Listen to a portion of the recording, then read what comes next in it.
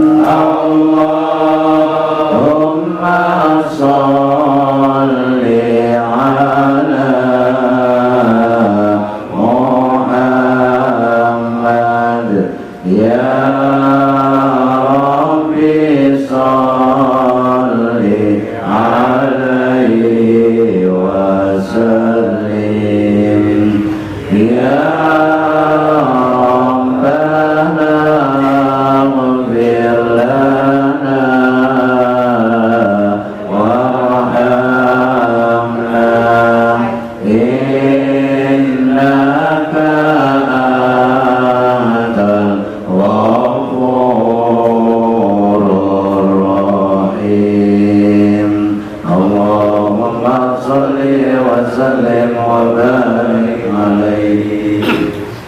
Assalamualaikum warahmatullahi wabarakatuh. Bismillahirrahmanirrahim.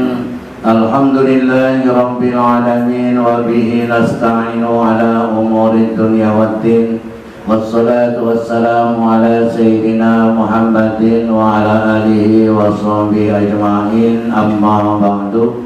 Inni tawakkaltu ala Allah rabbi wa rabbikum ma min dabbatin illa huwa akhidun binasiyatiha inna rabbi ala siratim mustaqim. Sadaqallahul azim. Bapak-bapak serta saudara-saudara sekalian, biasanya di sini saya ngaji malam Senin. Ini pas malam Minggu berarti besok udah nggak ngaji lagi. Sekalian, gitu kan. Jadi ngaji jangan terlalu sering, biasa-biasa saja, jarang-jarang, ya, seminggu sekali minimal. Pokoknya segala sesuatu yang terlalu itu nggak bagus. Terlalu soleh juga nanti nggak bagus. Terlalu bandel juga nggak bagus. Karena orang terlalu soleh. Kenapa? Karena terlalu soleh itu nanti kita mengakibatkan ujub dalam hati kita. Ujub itu merasa, umpamanya begini. Ada yang puasa, yang puasa Senin Kemis, cuman saya dan yang lain enggak gitu umpamanya. Yang siang dalam hati kita, dalam hati, Masya Allah segini banyaknya yang puasa cuman saya doang. Itu gak usah diucapin dalam hati. Itu namanya apa? Ujub. Kalau diucapin sombong.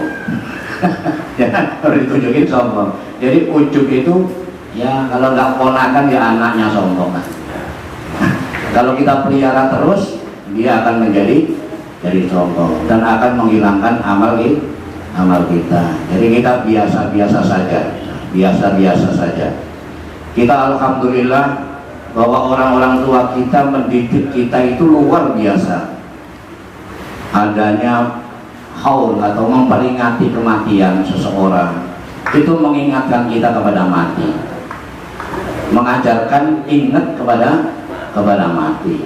Di dalamnya membaca Al-Quran, di dalamnya juga baca sholawat Nabi. Ini sudah lengkap sekali, luar biasa. Ini merupakan penjelmaan, yaitu mengamalkan ayat-ayat Allah secara nyata. Mendoakan orang itu juga perintah Allah. Memintakan ampun orang itu juga perintah Allah. Semua perintah Allah. Baca Quran perintah Allah. Silaturahmi perintah Allah. Infak, sedekah, semua itu merupakan perintah Allah. Ya, insya Allah apabila apa yang kita ucapkan, yang kita lakukan diniatkan dalam rangka menjalankan perintah Allah, apapun itu akan bernilai ibadah. Ibadah itu ada yang mahdoh, ada yang ghairu mahdoh. Kalau yang mahdoh itu ya sholat, puasa, itu namanya itu ibadah mahdoh. Nah kalau ghairu mahdoh ini macam-macam, nggak terhitung. Apapun itu, lagi-lagi saya ulangi, baik itu ucapan, perbuatan, ataupun angan-angan, apabila itu diniatkan dalam rangka menjalankan perintah Allah, itu akan bernilai ibadah. Mudah ya, ibadah. Kenapa? Ya karena tidak setiap orang itu mampu ibadah seperti yang lain. Karena Allah itu Tuhan kita semuanya. Semua dia berhak menyembahnya. Semua berhak berbakti kepadanya sesuai dengan kemampuannya masing-masing. Ya iyalah, sholat itu ya kan sesuai kemampuan kita. Walaupun wajibnya itu berdiri, kalau nggak mau berdiri boleh sambil duduk. Kalau duduk nggak mampu boleh sambil berbaring. Berbaring nggak mampu boleh sambil terlentang. Terlentang nggak mampu boleh dengan isyarat. Yang penting sholat itu tetap dilaksanakan. Semua sesuai kemampuan kita. Kan enak. Kalau isyarat sudah nggak mampu sama sekali, ini enaknya jadi orang Islam. Maka kewajiban orang itu akan diambil alih oleh saudara-saudaranya. Kita disolatkan karena memang sudah nggak mampu sholat. Puasa juga sama lah itu. Jadi kita nyantai-nyantai aja. Yang penting melakukan itu semua karena Allah Subhanahu wa Ta'ala. Jangan sampai karena yang lain. Nah, di samping kita menuntut ilmu, kita juga perkuat iman kita. Karena ilmu tanpa didasari iman yang kuat, itu akan menjadi nanti sombong dan kesewenang-wenangan. Ilmu tanpa didasari iman akan menjadi sombong dan sewenang-wenang. Saya mau nanya bapak-bapak, kira-kira yang merusak hutan itu orang hutan atau orang pintar? Ya kan? Saya yakin bukan orang hutan yang merusak hutan itu, tapi adalah orang-orang pintar yang tanpa didasari keimanan nanti akan merusak dan juga kesewenang-wenangan. Makanya iman itu penting. Kita nggak pinter-pinter amat nggak apa-apa, tapi yang terpenting kita terus iman itu kita perkuat. Insya Allah walaupun kecil yang kita lakukan, tapi dengan iman yang kuat akan bernilai besar di sisi Allah Subhanahu wa Ta'ala. Tapi walaupun banyak besar yang kita lakukan, tapi tanpa didasari iman, itu akan seperti debu yang ada di atas batu kemudian hujan, luntur begitu saja. Oleh karenanya dengan kita baca Yasin, dengan kita ingat orang yang sudah mati, itu mengingatkan kita kepada iman kita kepada hari kebangkitan. Nggak mati cukup enggak, tapi nanti akan dibangkitkan oleh Allah Subhanahu wa Ta'ala. Loh kok bisa? Makanya kita harus masuk ke logika kita. Ya bisa lah, bisa. Adam itu dibikin dari apa? Dari tanah, tapi dia bisa keluyuran kemana-mana. Padahal dari tanah itu bisa senyum, bisa ngomong, padahal dari tanah.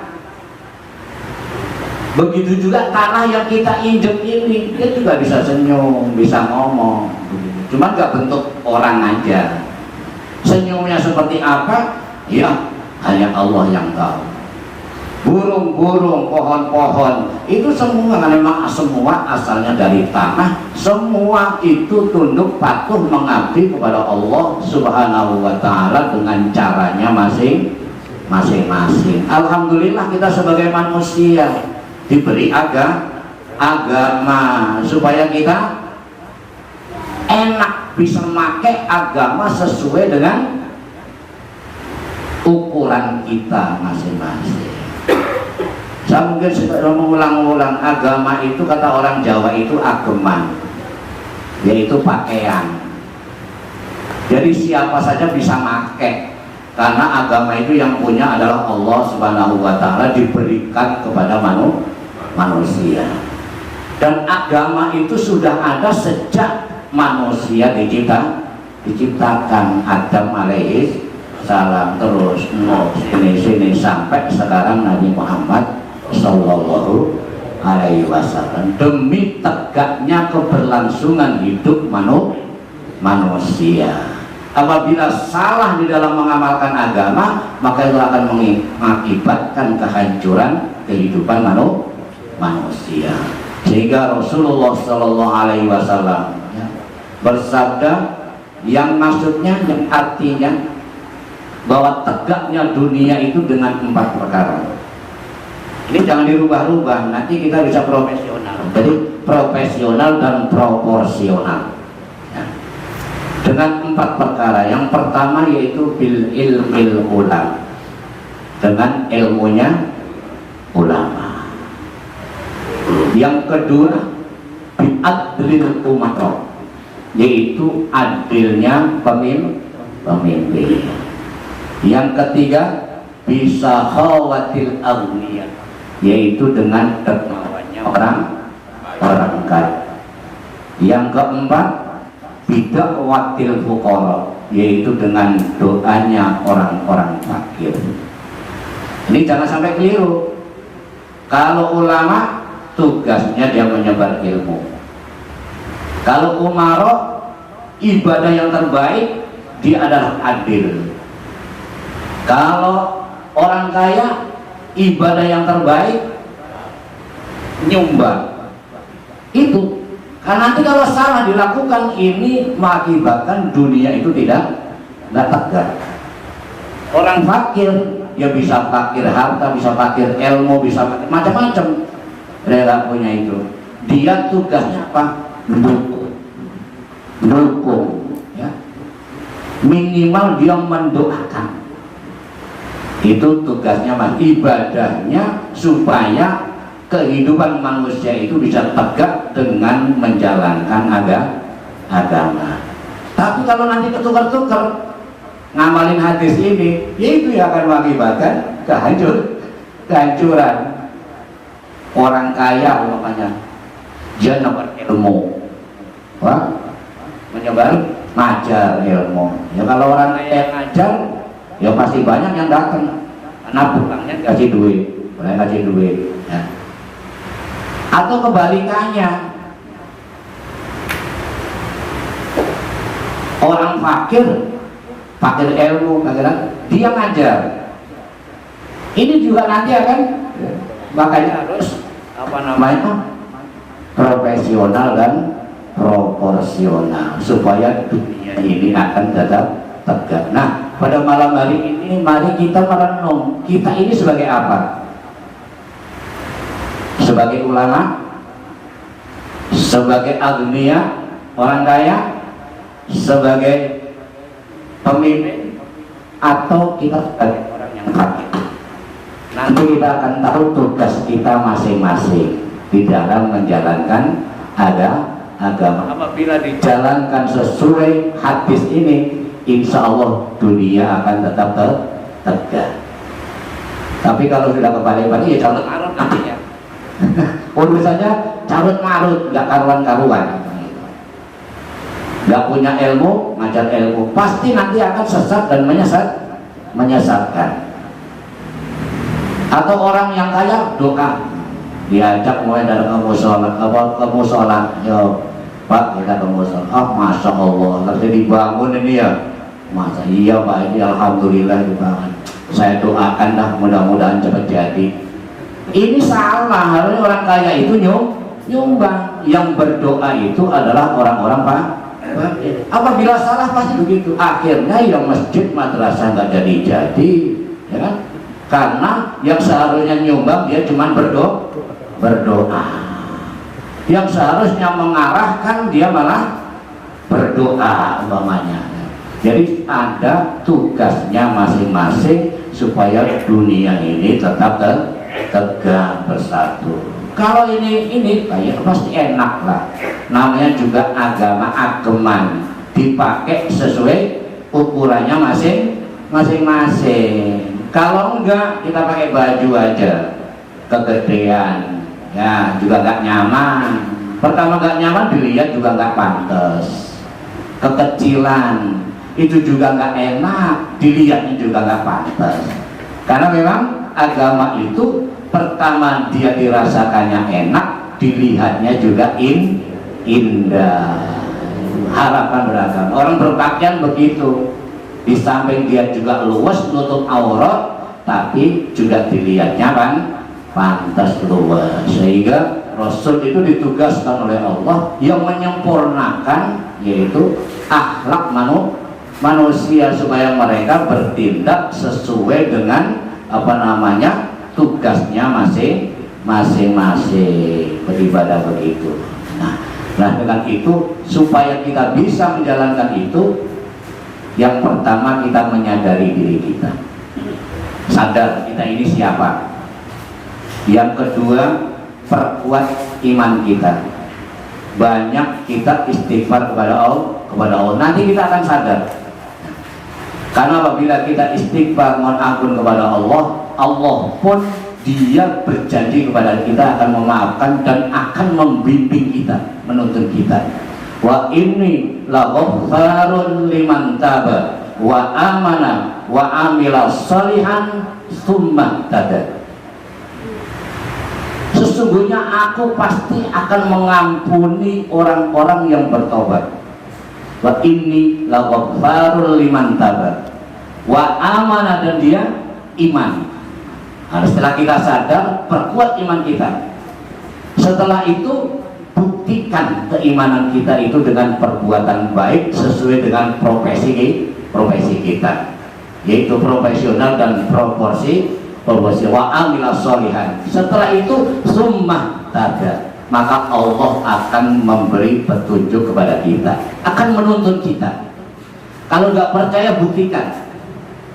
Allah itu selalu membisikkan di kuping kita itu dengan bisikan-bisikan yang jelas.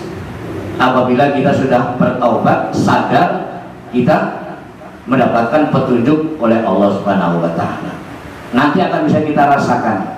Asal sekarang kita sudah sadar, nanti ketika subuh tuh, as-salatu khairum minan naum, itu Allah bisikin ke kuping kita, no, sudah ada, kamu sholat wudhu, sholat berjamaah. Itu bisikan itu jelas sekali. Kalau kita sudah sadar, jelas sekali bisikan itu. Dan nanti setelah datang ke musola, Allah bisikin lagi, kamu jangan diem aja, sholat 2 rakaat. Karena sholat sunnah 2 rakaat itu lebih baik daripada dunia dan istrinya. Sholat sunnah kayak orang-orang pada sholat. Itu bisikan itu sangat jelas. Setelah kita sholat, imam assalamualaikum, assalamualaikum, kamu itu baru menghadap Allah. Itu dibisikkan jelas. Kalau kita mau dengerin, kamu habis sholat, kamu sedang berhadapan dengan Allah, jangan buru-buru pulang, duduk. Namanya di rumah Allah, yang ngobrol, yang ngomong apa kek. Kalau kamu punya kebutuhan, minta apa kek. Jangan buru-buru pulang. Itu kayak begitu. Luar biasa. Setelah kita ngobrol sama Allah, dengan keagungan Allah kita bilang, dan dengan nikmat-nikmat Allah yang banyak kita bilang alhamdulillah, alhamdulillah. Nikmat banyak sekali, ini nikmat, itu nikmat. Maka nikmat yang mana lagi yang mau didustakan? Alhamdulillah, alhamdulillah. Kita hitung nikmat paling tinggi 33 nikmat. Kita hitung itu. Nanti kita akan terus dibimbing oleh Allah Subhanahu wa Ta'ala. Habis itu kita melihat betapa ciptaan Allah itu sangat mengagumkan. Kita bisa sholat, masya Allah, kaki kecil kayak begini kok bisa nopang tubuh yang gede kayak begini. Kagak rubuh sujud, kagak rubuh. Mulut kita ngomong subhanallah, subhanallah, subhanallah. Ya kan?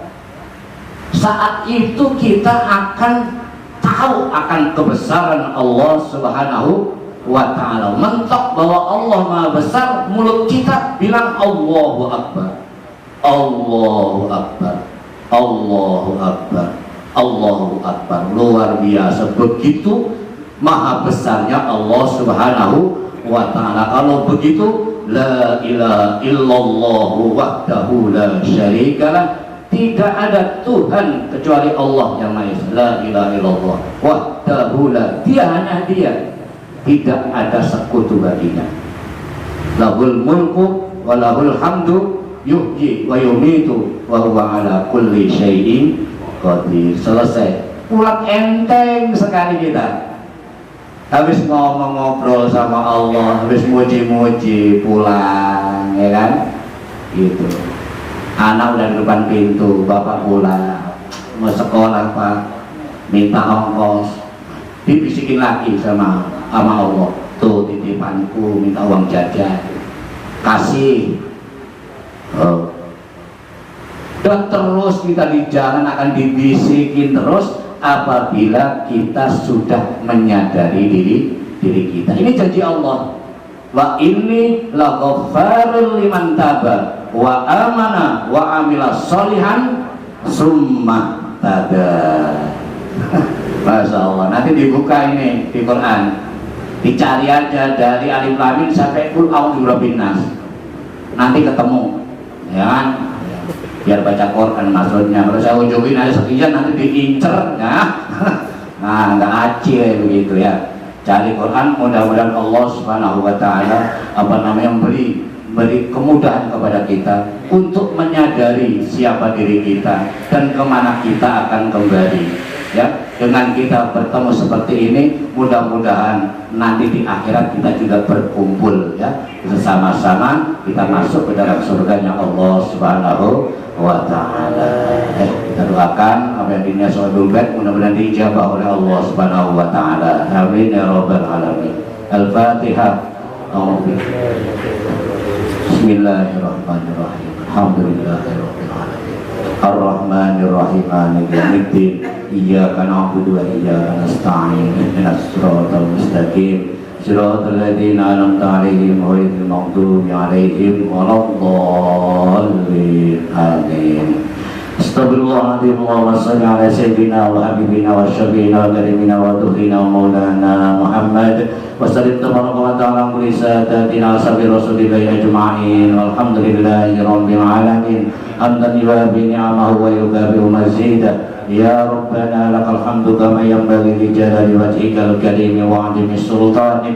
Allahumma shalli ala sayyidina Muhammadin salatan tunjina biha min jami'il ahwali wal afat wa taqdi lana biha jami'al hajat wa tutahhiruna biha min jami'is sayyi'at wa tarfa'una biha ya Allah indaka a'la darajat wa tuballighuna biha aqsal ghayat min jami'il khairati fil hayati wa ba'dal mamat wa ala alihi wa sahbihi wa sallim tasliman katsira. Allahumma taqabbal wa usil thawaba ma qara'na minal Qur'anil 'azim wa ma halalna min qawli la ilaha illallah wa mastaghfarna wa masabbahna wa sallayna ala sayyidina Muhammadin sallallahu alaihi wasallam hadiyatan masilatan wa rahmatan nazilah wa barakatan syamilatan wa sadaqatan mutaqabbalah ila hadrat jabibina Muhammadin sallallahu alaihi wasallam summa ila jami' ikhwani minal anbiya'i wal mursalin wa sahabati wat tabi'in tabi'in wal awliya'i wash syuhada'i was salihin wal ulama'il 'amilin wa jami'il mujahidin fi sabilillahi rabbil alamin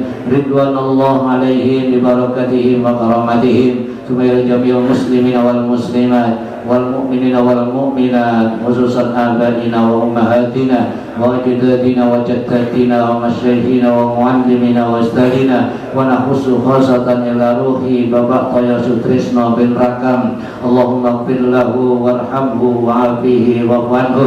Allahumma ighfir lahum warhamhum wa'afihim wa'fu anhum. Allahumma anzil rahmata wal maghfirata ala ahli al-qubur min ahli la ilaha illallah Muhammadur Rasulullah. Rabbana taqabbal minna innaka antas samiul alim wa tub alaina innaka antat tawwabur rahim. Allahumma inna nas'aluka mujibati rahmatik wa azaima maghfiratik wal ghanimata min kulli birrin was salamata min kulli ismin la tada'lana dhanban ila ghafartah wa la hamman ila farajtah ولا دينا إلا قضيته ولا مريضا إلا شفيته ولا حاجة من حوائج الدنيا والآخرة إلا قضيتها يا أرحم الراحمين يا أرحم الراحمين يا أرحم الراحمين فرج على المسلمين ربنا أرنا الحق حقا وارزقنا اتباعه وأرنا الباطل باطلا وارزقنا اجتنابه ربنا لا تزغ قلوبنا بعد إذ هديتنا وهب لنا من لدنك رحمة إنك أنت الوهاب ربنا آتنا في الدنيا حسنة وفي الآخرة حسنة وقنا عذاب النار وأدخلنا الجنة مع الأبرار يا عزيز يا غفار يا رب العالمين وصلى الله على سيدنا محمد وعلى آله وصحبه وسلم والحمد لله رب العالمين. Demikian kurang lebihnya mohon maaf. Subhanakallahumma wa bihamdika asyhadu an la ilaha illa anta astaghfiruka wa atubu ilaik. Assalamualaikum warahmatullahi wabarakatuh. Alhamdulillah sudah selesai kita melaksanakan majelis taklim malam ini. Sebelum ditutup, mudah-mudahan kita dapat mengambil manfaat dari apa yang kita dengarkan pada malam hari ini. Informasi pada infak malam ini terkumpul Rp357.000. Alhamdulillah. Lalu majelis taklim Marayan malam minggu yang akan datang itu bertempat di Mushola Akasia 3 dengan penanggung jawabnya Bapak Yusro Hartono dan Bapak Haji Latif DKM-nya. Mudah-mudahan kita diberikan panjang umur oleh Allah Subhanahu wa taala sehingga bisa hadir pada waktunya. Mari kita tutup dengan membacakan hamdalah. Alhamdulillahirabbil alamin. Billahi taufiq wal hidayah. Wassalamualaikum warahmatullahi wabarakatuh.